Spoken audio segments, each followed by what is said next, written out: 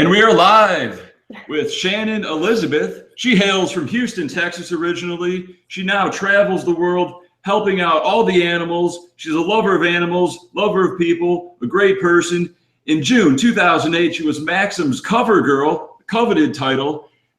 In 2007, she entered the $25,000 NBC Heads Up Championship. She got third for $125,000. In 2010, she entered the 5K Ante Up for Africa charity event at the World Series. She got second place, almost 80 grand, an accomplished poker player, actress, all around great person. Welcome to the PokerTube live stream, Shannon. Hi, thanks for having me. That was quite an intro.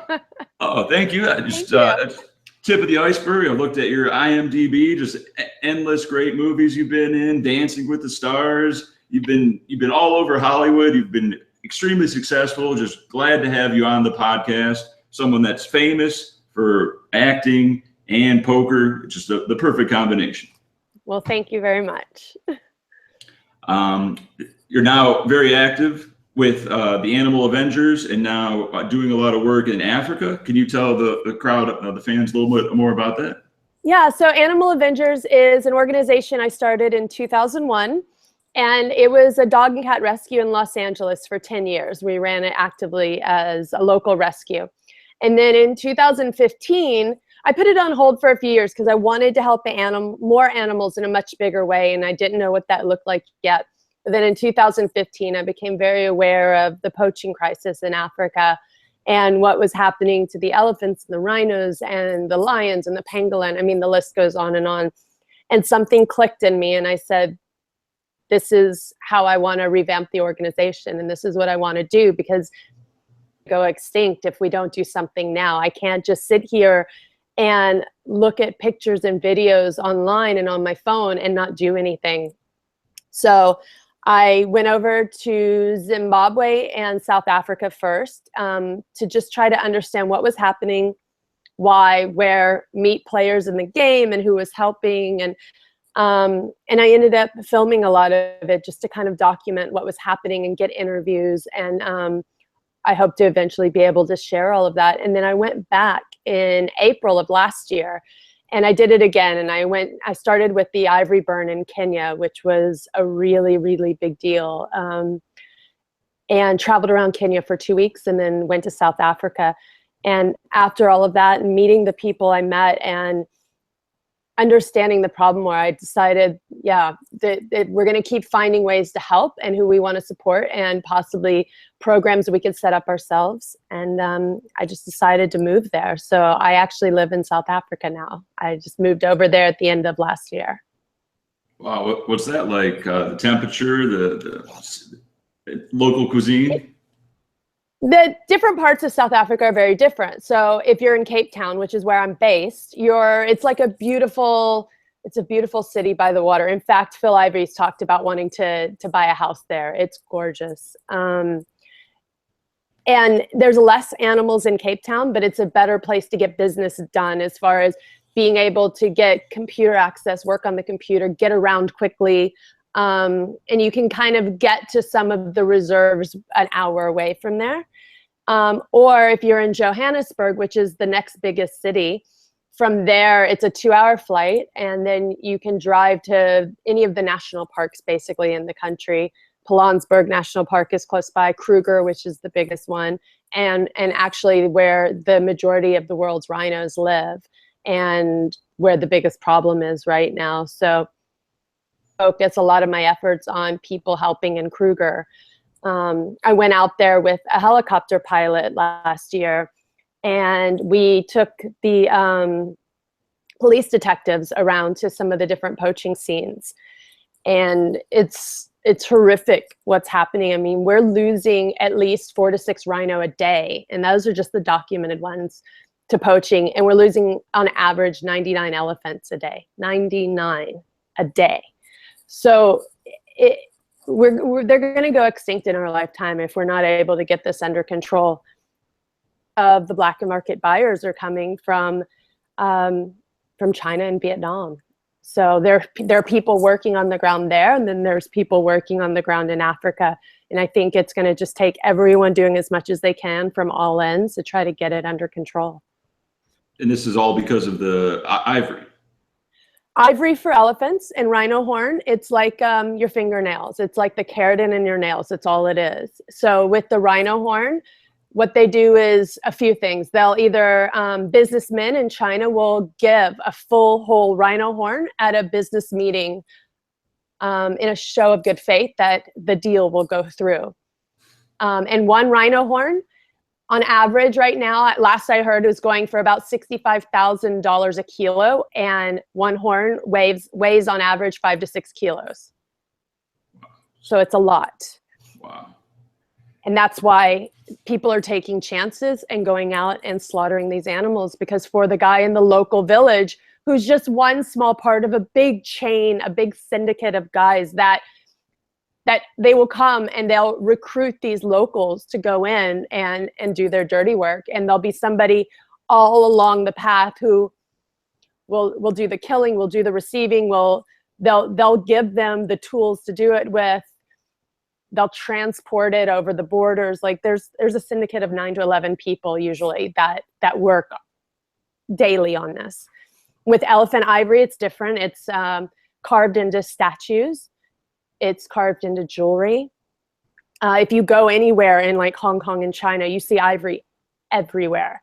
Now, China has vowed to stop the legal trade of ivory by the end of this year.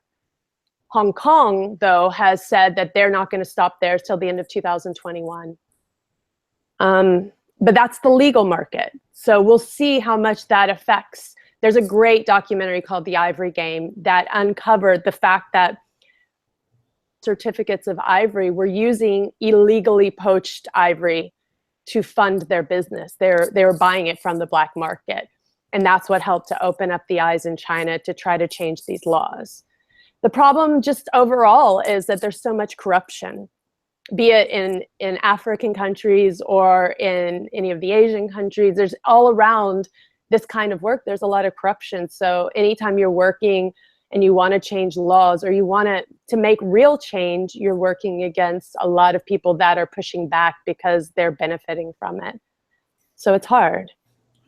Am I mistaken? But isn't there some Asian pseudoscience with the rhino horn for fertility? And so that's the other thing. They market too. Yeah, so that's the other thing. They use it they'll grind it up, the rhino horn, and they use it for medicine.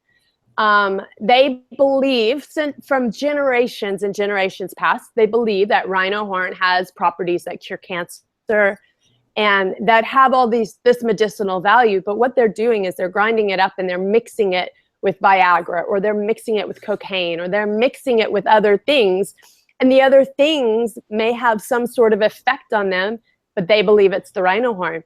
I mean, I got in a fight with someone in New York that was a young guy and New York businessman, and his family is from China, and he grew up with that belief that this works. And he would not acknowledge that it doesn't work. In this day and age, and he's a younger guy, he wouldn't acknowledge that rhino horn doesn't do anything. And science has proven it doesn't do anything. So it's continuing to educate. It does help to educate the young children, because they will go home and say, Mommy, Daddy, please don't do this. This is what's happening to the animals. And they're the only ones probably that are going to be able to convince their families to change their ways, because the families, it's like a religion. I mean, a lot of religion, you have faith and you believe because this is what you believe. But I mean, it's not a tangible thing. And so I feel like it's the same way with rhino horn having medicinal value for them. It's just their beliefs growing up. So we have to change those beliefs before it's too late. I mean, one of the species of rhinos, there's only 3 left in the world, and none of them can breed.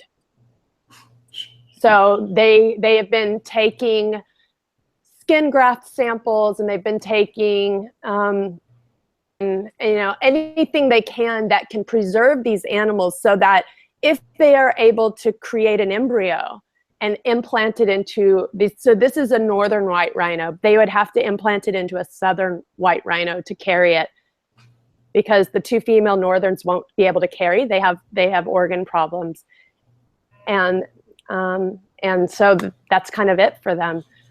So they're hoping that they can artificially create another northern white and bring back a lot of the characteristics, but we're now at an artificial stage. And with the southern whites, there's less than 20,000 left in the world. There's less than 5,000 left in the world. And then there's 3 other species that, I mean, we're talking hundreds at the most. So it's in a dire situation. Is that similar to the Asian belief in shark fin soup also? Yes, yes. Well, I mean, I think with shark fin soup, I mean, I don't know. I think they just eat it because they like it. I don't know if they believe that it does anything for them. But I mean, what they're doing is they go and they cut the fins off the sharks, and the bodies of the sharks sink to the bottom of the ocean, still alive, but they can't swim. So they suffer and they die. And if you went out into the oceans where they're doing this, you would see hundreds of thousands of bodies of sharks with no fins laying on the bottom of the ocean. To these animals. It's horrific what's happening. I mean, I really encourage people, if you like, don't eat any seafood because the oceans are so depleted. A lot of people think, well, it's better to eat seafood because it's better for you, but the oceans are so depleted right now. You want to talk about an ecosystem that's going to affect us. When those oceans go, we will be affected. People think you can't see below what's happening there, so it's not going to affect us, but it's so not true, and it's such a naive thought. And there's so much happening down there, and they will do drag nets, and they might be looking for one type of fish, and they'll catch hundreds of other things in those nets, and they just kill them.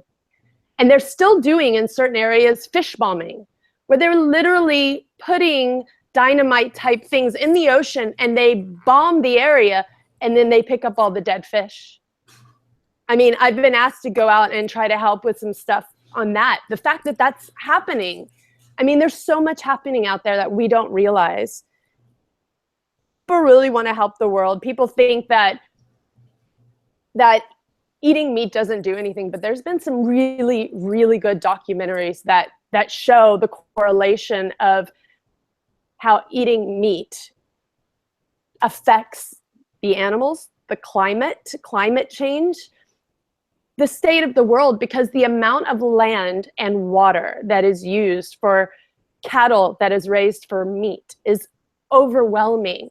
And if we took that food and water that you're giving to those animals and you gave it to every hungry person in the world, there would be no hungry people. So we're giving all this food and water to cattle to just slaughter and then sell to people that can afford food. So it makes no sense. I mean, there's a documentary called Cowspiracy. It's a great documentary that explains all of this. And I've seen others. Another one, Racing Extinction, great documentary, talks more about the oceans. I mean, it's something I'm really passionate about.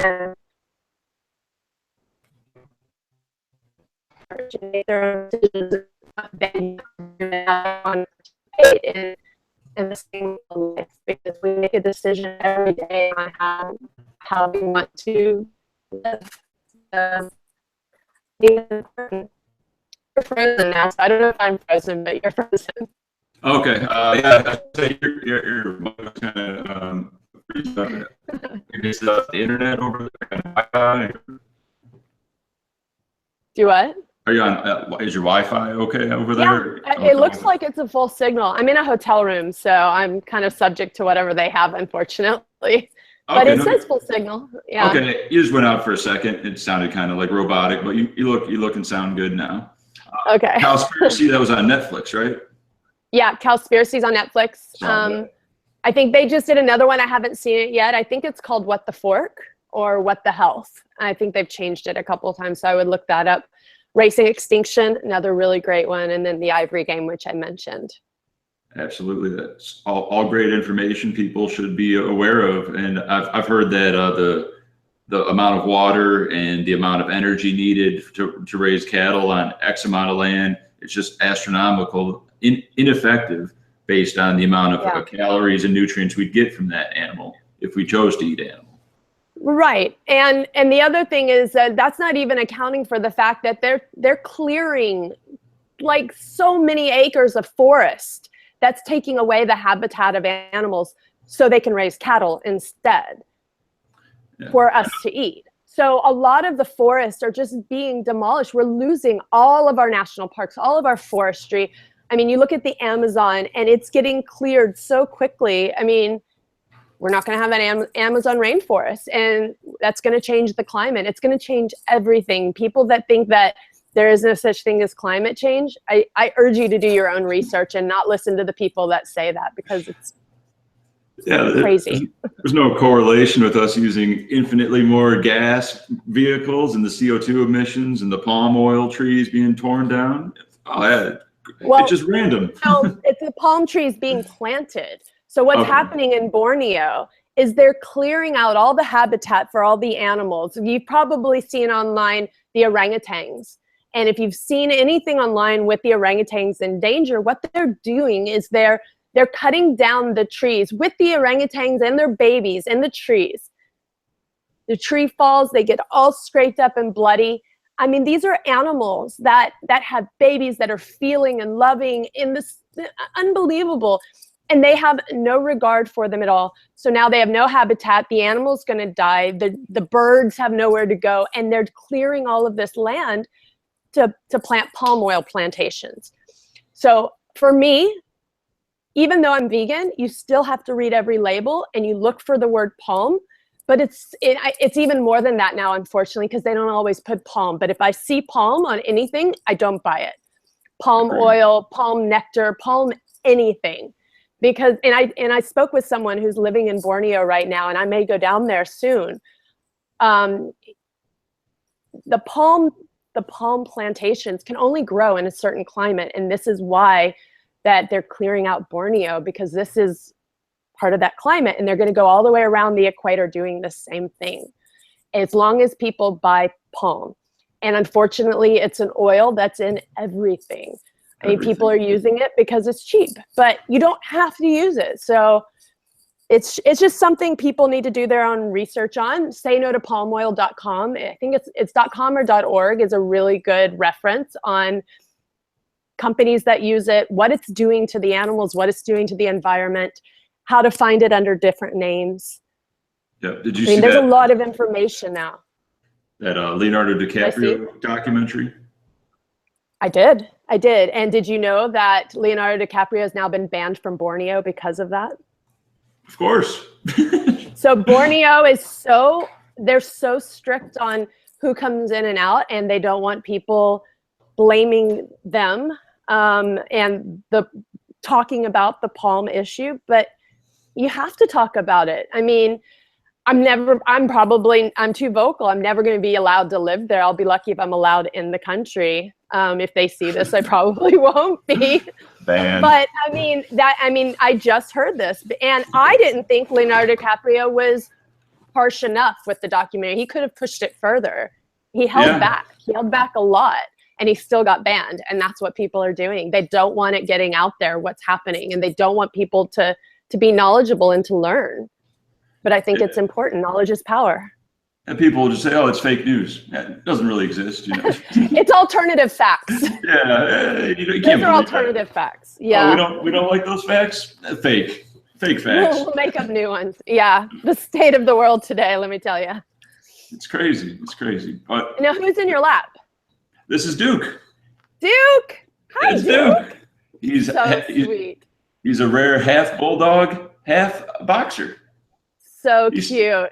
He snorts. He's a big reason I started my YouTube channel, and I work with PokerTube.com, raising money for the Las Vegas Boxer Rescue.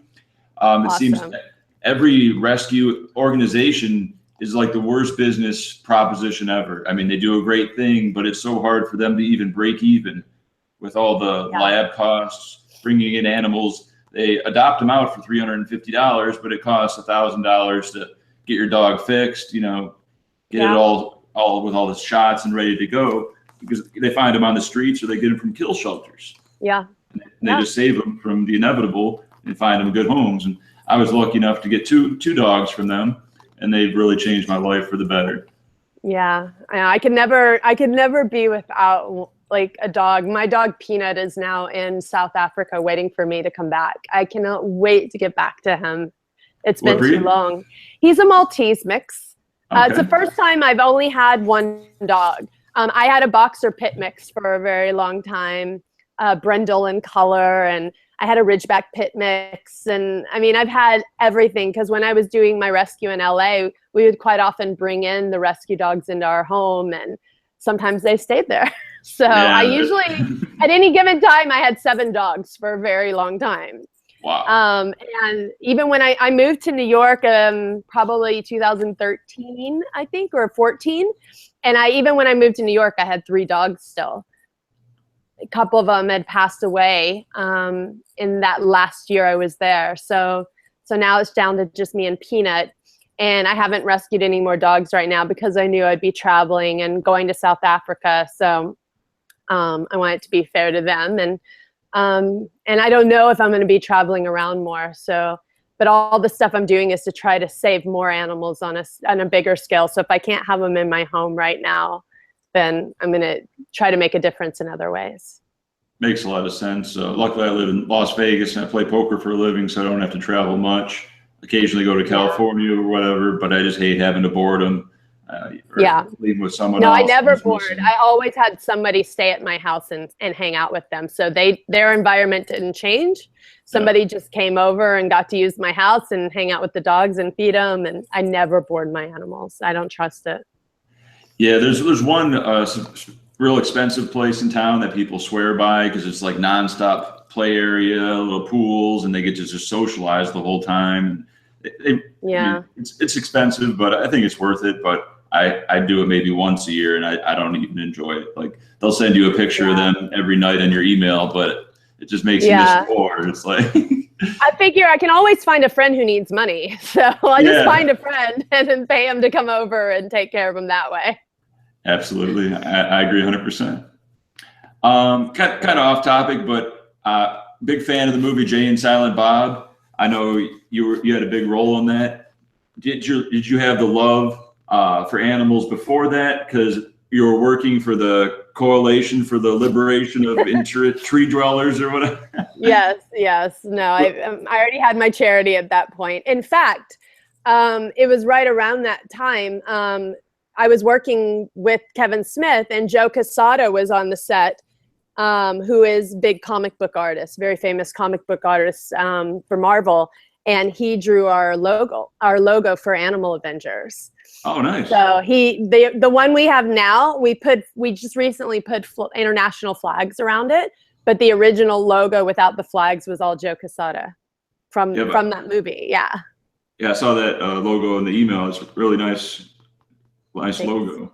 Thank you. Can you speak a little bit about your time as a spokesman for the Farm Sanctuary's Adopt a Turkey program? It wasn't. I went and visited the sanctuary. It's incredible the work they're doing, and it's the first time like I was where you were really up close and personal with farm animals.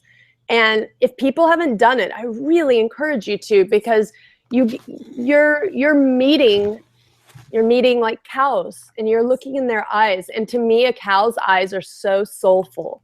And once you've done that and they come over to you and they do want love, once you've done that, I don't know how you could ever eat beef again.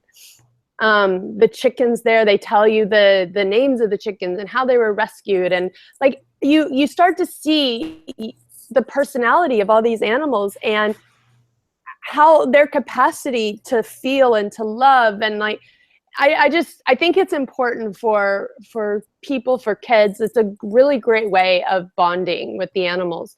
So they'd asked me to do the program for Thanksgiving about adopting a turkey instead of eating it, which of course I like to work with other charities in any way I can. So because I think collaboration is, a lot of charities are too competitive rather than working together. And I think working together is the only way to make real change. So quite often, if any other animal charities ask me to do something, I try to do it. And that was the thing we did that year for Thanksgiving. Wow, that's great. It's a great idea that we've had such barbaric traditions and customs that people just take as, as a standard when it doesn't have to be that way. There's alternate ways of living where it's not just eat chicken, eat fish, eat meat. I mean, it gets so much worse than that. Like, I don't think you've ever heard of it, and I want to say it's in Arizona or Colorado somewhere. You have to look it up. It's called the turkey drop. Because turkeys don't fly, they literally, planes will drop turkeys out of the planes. Look it up. It's called the turkey drop. I have a mentor that I've worked with on stuff like this, and I found it one day and I emailed him. I'm like, what is this? He goes, we've been working against that for years. It's a horrible tradition that they're still doing. I just don't. There's so many things happening that are old traditions that shouldn't be happening. When you find out they're happening, like in the US, it's even worse. You think, wow, this is like barbaric days and we shouldn't be doing this anymore. I think it's just people don't even know it's happening. And if enough people knew it was happening, we can make real change. I mean, the fact that I can walk down a city street and still see a horse-drawn carriage because people are still paying to sit in a horse-drawn carriage. Yeah. I'm sorry, you think it's all great, but think of the conditions of that horse. I mean, my cousin had done undercover investigation into this industry years ago, and they proved so much abuse and neglect on these horses. And another organization I know put a lot of money into trying to get one shut down. But when you have the whole city pushing back against you, it's very hard to do. In New York, it's a big industry. I just saw it in Houston, Texas. I know it's happening. I saw it in San Antonio. People need to stop paying to sit in a horse-drawn carriage. And if they stop buying it, the industry will stop. The other thing people need to stop doing is if you go to Thailand, you go on vacation, please don't go ride an elephant. Because if you go out into the wild, do you think you're going to ride an elephant? No. Why? Because they're wild. So what do you think that they have to do to that elephant to get it to the point that you can ride it? They do what's called breaking it. They usually do it as a baby. So think of a baby elephant who's playful and loving and just wants to have fun. And all they do for usually takes about a full year is they torture that animal. They electrocute him. They hold him hostage. They hurt him. They do everything possible until the elephant gives up. When the elephant gives up and he's lost all hope, now you can ride him. People don't know that's happening. They think it's so great to ride an elephant, but you don't think about how the elephant got to be. And it's a prisoner. It should be in the wild, living its life with its family, because elephants are very communal with family. There's a matriarch that is the mother figure for the whole group. And when one elephant dies, the rest mourn. And years later, they can go back to the same spot mourning that same death. Like, they remember. They're very soulful. People don't give them any credit. And you think one elephant alone in a zoo or alone at a temple is happy? Not a chance. So people need to think about, when you see these animals, what their purpose there is. Like, animals should not be used for entertainment in any way. So that's probably enough about that. I'm sure people are really tired of hearing me talk about it, but no, clearly it's something I'm passionate about. But I would like to say next week in New York on May 24th, I'm doing a big fundraiser, and it's actually a poker tournament. So if anybody is in the New York area next week, I've been putting it on all my social media, and it's on my website, animalavengers.com. And we're going to be raising money to support this helicopter pilot that I spoke about, who he gets calls from the police in South Africa, the anti-poaching units, the vets, and they all need help. And he's the one person that's actually allowed to fly into Kruger National Park as an outside hire. So he's really valuable, and everyone I know that's doing good work there works with him. So I've chosen to support him, night vision equipment for some of the work that they're doing, and he needs fuel and maintenance to be able to stay in the air. He donated over 600 hours last year to the national parks. And that's how committed he is to anti-poaching and saving these animals. And he's actually flying in from South Africa for the event. So it's at the Friars Club. It starts at 6 o'clock, and we're going to have food and drinks and amazing gift bags and cool prizes and auction items and raffles. And And then the poker tournament will start shortly after. So I really hope anybody out there will come join us. We're going to have a fun time. Okay, what's the buy-in for that? There's different levels of tickets. So there's the VIP tournament ticket. The VIP players ticket is $245. Just a guest player ticket, and then there's the VIP ticket if you're not playing, and there's a regular ticket if you're not playing. So we have different levels. If you go to animalavengers.eventbrite.com, we have tickets, or there's a ticket checkout on animalavengers.com as well with all the different levels. Wow, that sounds like it's not a lot, event. but we're going to do everything we can to raise money that night. So and raise awareness. Clearly, I'll be talking, he'll be talking, and we'll show some photos, and we're going to have lots of. I mean, we've got big, beautiful statues of like a rhino carved out of driftwood, and rhino and elephant head with tiny little beads. It all comes from South Africa. So really cool stuff you can't get anywhere else. That sounds great. If you're in the New York area, be sure to check that out. A great tournament, great time, great cause. I'll definitely be promoting that on social media, spreading the word as much as I can for that, Shannon. Thank you. We have a little rapid fire questions. You can ignore these questions or hit me with a quick answer. Okay. Okay. Would you recommend poker to women? Absolutely, of course. Okay. Well, why would I say no to that? A lot of them say, they're uncomfortable at the table, No, women have an edge, actually, especially if the guy thinks you can't play. You can really play dumb that you can't play, and then just take them for everything. Oh, okay. I think you already answered this earlier. You're going to be in Africa all summer, so no World Series events for you this year? Right. I go back to Africa May 27th. So in the bush? Saturday. Well, I'm not living in the bush right now. I'm living in Cape Town, but I do go out there quite often. So yeah. I just picture you in camouflage with a sniper rifle, trying to get those poachers. I have a picture like that, actually. No, so foreigners are not allowed to carry guns over there. So this is an important point. There's a lot of charities out there that say they're over there doing work, and there are some charities that anti-poaching work and carrying guns. But if they are foreigners to South Africa, they are not allowed to carry guns, and you're not allowed to shoot to kill. And so there's a lot of charities that claim things that they're not allowed to do, and they're actually scams. And I'm not going to name names, but if people want to ask me directly, I will give them advice. So if you're supporting charities, be careful and know who you're supporting and know the laws and the rules there, because we can't go over there as foreigners and do anything with a gun, and you cannot shoot to kill. There's nobody given an exception to that. And I think that's important. Oh, that's great. It's a great thing you're doing in Africa. More people should sign up for that when they get some free time or they have the disposable income to do so. Some people want to know, have you dated any poker players? What were they like? Well, I think everyone knows, like, I think it's the only poker player I dated. I don't need to name names. I think people that know me know. It's like anything else. It's just a relationship. I mean, there's nothing different about it. Fair enough. How many Nadia jokes have you received at the table? Or are you just tired of people bringing that up? I'd say, a fair amount. I guess, you know what? It just depends how they say it. It depends how it's delivered, and I guess how it's taken, it's based on how it's delivered. I don't mind if it's done in the right way.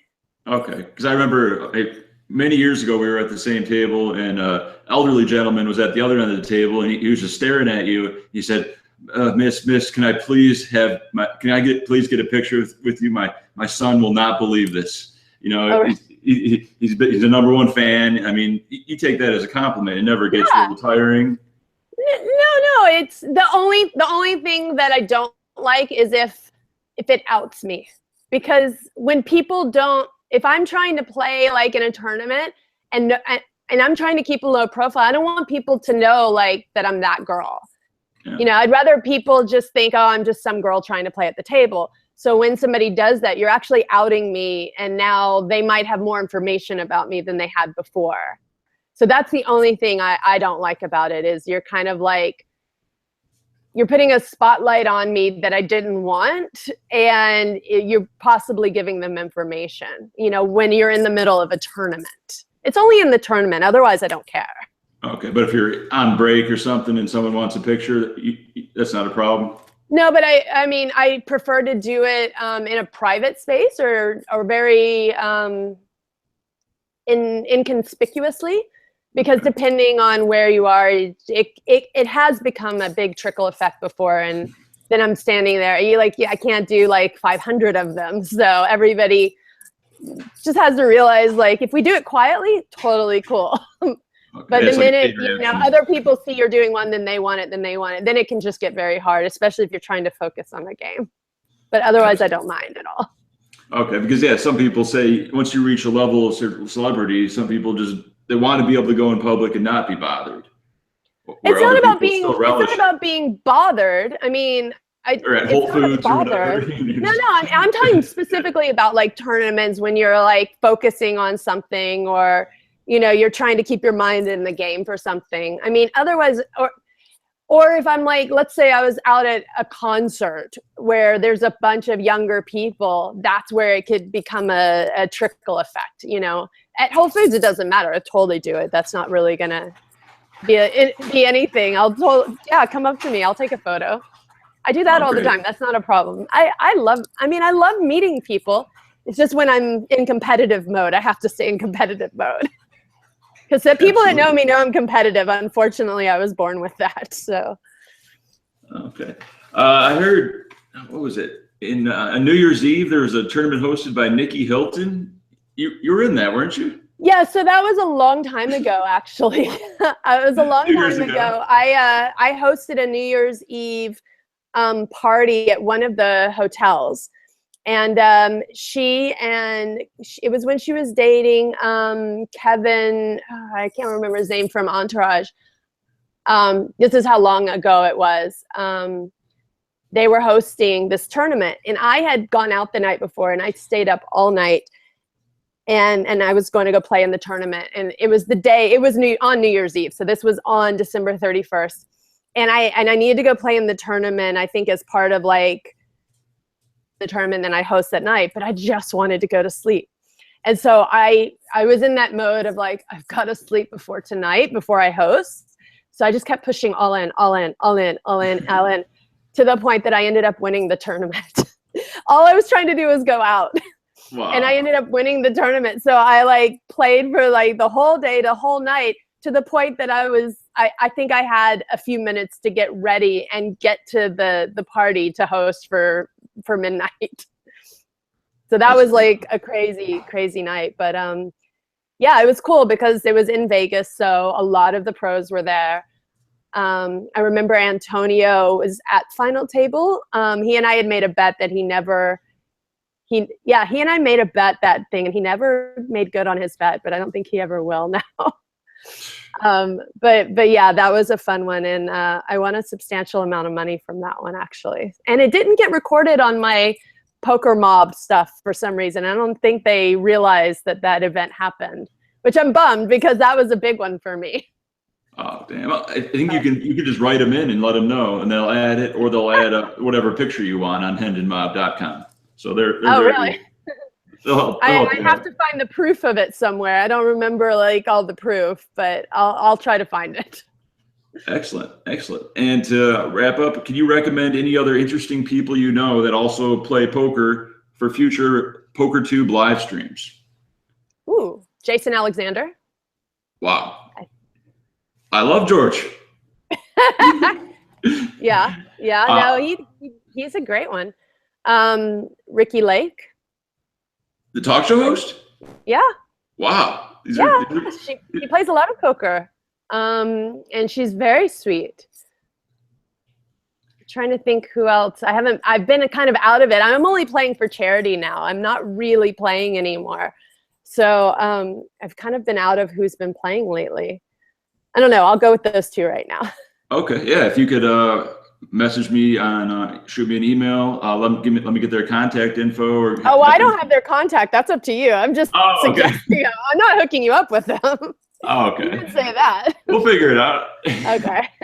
But yeah, those are some good, interesting guests. We're always looking for people that are just not your normal, boring grinder, miserable poker pro that are doing Are you something calling different. grinder boring?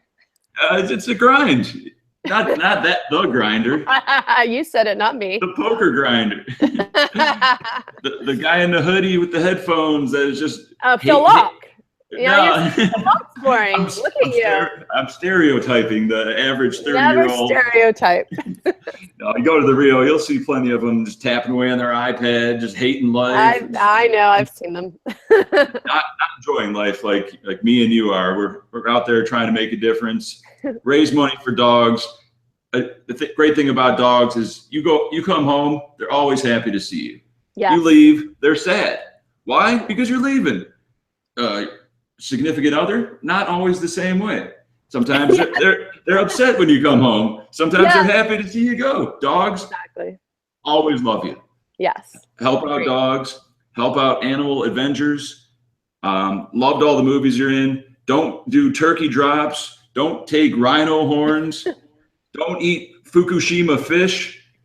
Radiation's bad. It's been a pleasure having you on, Shannon. Thanks again. Thank you. On behalf of PokerTube, the YouTube live stream, I want to thank you and everyone show up for your event in New York, charity event fundraiser coming up soon. Yes. Thank you so much for having me. Thank you, Shannon. That will wrap it up. And if you hold 1 second, we can finish this off air. Okay. Thanks for watching, guys.